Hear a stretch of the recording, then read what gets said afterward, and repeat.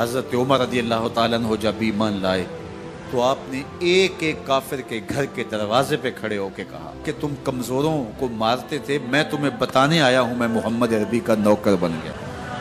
بلکہ آپ نے اعلان کیا جس نے اپنی بیوی کو بیوہ اور بچوں کو یتیم کروانا ہو اور اپنے ماں باپ کی کمر کو جھکانا ہو وہ عمر کے مقابلے میں آئے۔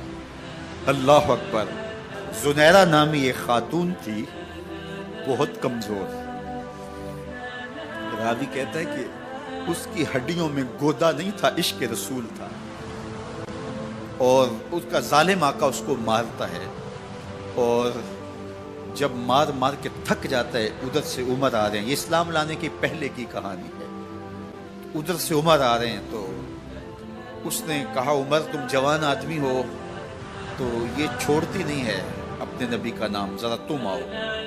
عمر کوڑا پکڑ لیتے ہیں، اسے مارتے مارتے تھک جاتے ہیں تو پانی پینے لگتے ہیں، تو کہتے ہیں مجھے تیرے پہ ترس نہیں آیا لیکن میں ذرا پانی پینے لگا ہوں، اور پھر گلے کے اندر ڈال کر کے کوڑا اور اس کی رسی کو بل دیتے ہیں اور اس کی آنکھیں باہر نکل آتی ہیں اور کہتے ہیں بلا اپنے نبی کو جو تیری آنکھوں کی بینائی واپس کرے۔ اللہ اکبر۔ تو اس نے آسمان کی طرف منہ کر کے کہا مالک میں کبھی بھی آنکھوں کی بینائی نہ مانگتی لیکن اب تیرے نبی کی عزت کا سوال ہے۔ آنکھوں کی بینائی واپس ہو جاتی ہے۔ زنیرہ کو بڑا مارا، آج عمر گلیوں میں آنکھوں میں آنسو ہیں اور عجیب دل بے تاب ہے اور کہتے ہیں آؤ بھئی میں حضور کا غلام بن گیا ہوں، تمہیں بتانے آیا ہوں۔ زنیرہ نے موڑ کاٹا تو آگے عمر یہ آواز دے رہے تھے۔ زنیرہ ایک کونے پہ کھڑے ہو کے رو کے کہتی ہے عمر تم تو بڑے اس دن جوش و غضب میں تھے اور تم مارتے ہوئے تھکتے نہیں تھے۔ تو عمر نے کہا زنیرہ اس دن میں نے دیکھا نہیں تھا، اب میں محمد عربی کو دیکھ آیا ہوں۔ جنہ ویکھیا نہیں ہو کرن گلاں، جنہ ویکھیا نہیں ہو کرن گلاں، جنہ ویکھیا ہو تے بول دے جڑے محرم راز حقیقت دے اور راز حقیقت کھول دے۔ تو حضرت عمر رضی اللہ تعالیٰ عنہ ایمان لائے۔ حضرت عبداللہ ابن مسعود رضی اللہ تعالیٰ عنہ فرماتے ہیں کہ حضرت عمر کا ایمان لانا مسلمانوں کے لیے عزت کا سبب تھا، ان کا ہجرت کرنا مسلمانوں کی نصرت تھی اور ان کی خلافت مسلمانوں کے لیے رحمت تھی۔ حضرت عمر رضی اللہ تعالی عنہ وہ ہیں کہ میرے حضور نے فرمایا لوگوں جب نیک لوگوں کا ذکر کرو تو میرے عمر کا تذکرہ ضرور کیا کرو۔ میرا عمر وہ ہے کہ جب وہ ایک سمت سے آ رہا ہو، ایک گلی اور بازار سے آ رہا ہو تو شیطان بھی آ رہا ہو، عمر کو دیکھ کے راستہ تبدیل کر لیتا ہے۔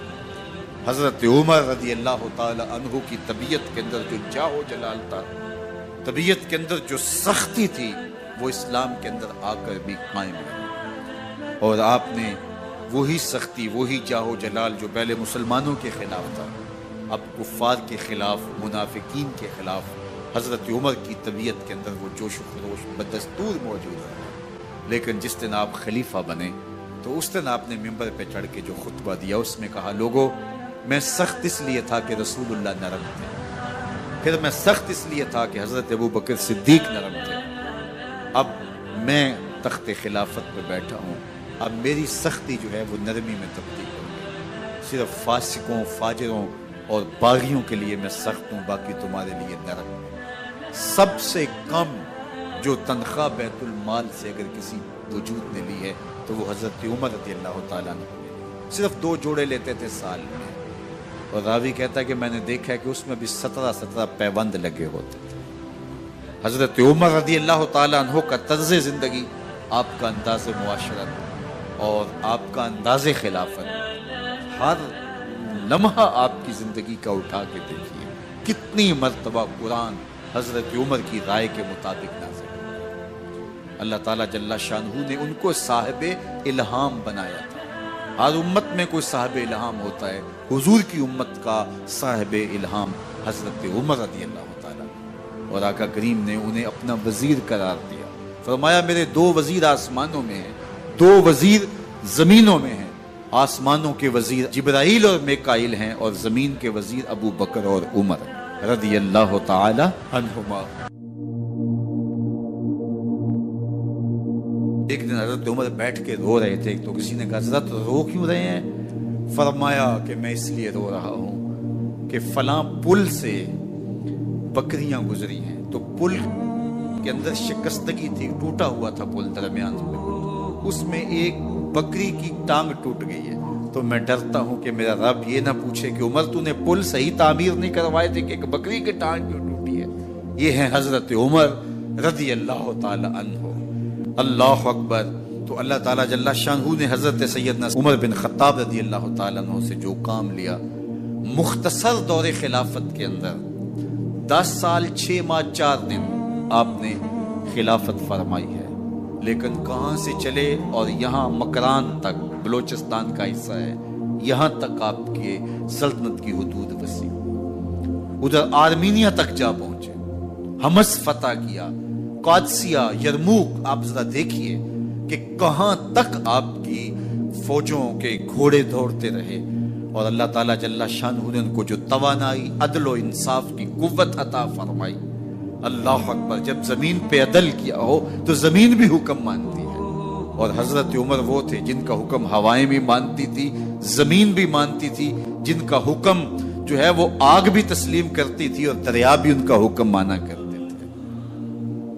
مصر کے اندر یہ رسمیں بد جاری تھی کہ سال کے بعد ایک دوشیزہ کو زیورات پہنا کے اچھے لباس میں ملبوس کر کے دریا کی بھیڑ چڑھایا جاتا، اس کی قربانی دی جاتی، اس کا خون بہتا تو دریا چلتا۔